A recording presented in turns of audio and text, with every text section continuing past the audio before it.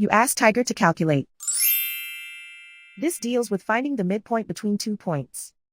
The midpoint between the 2 points is 26.5, -2. Let's solve it step by step.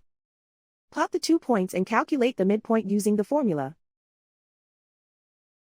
The coordinates of point 1 are x1 equals 80, y1 equals 27. The coordinates of point 2 are x2 equals -27, y2 equals -31. PM represents the midpoint of the 2 points.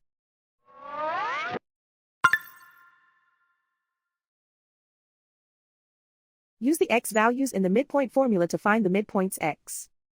x1 equals 80.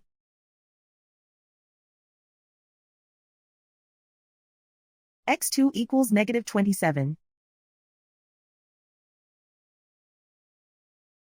Simplify the arithmetic.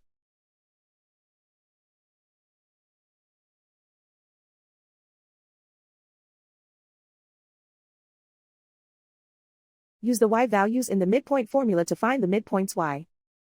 y1 equals 27.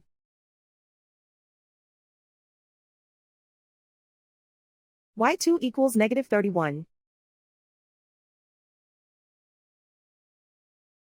Simplify the arithmetic.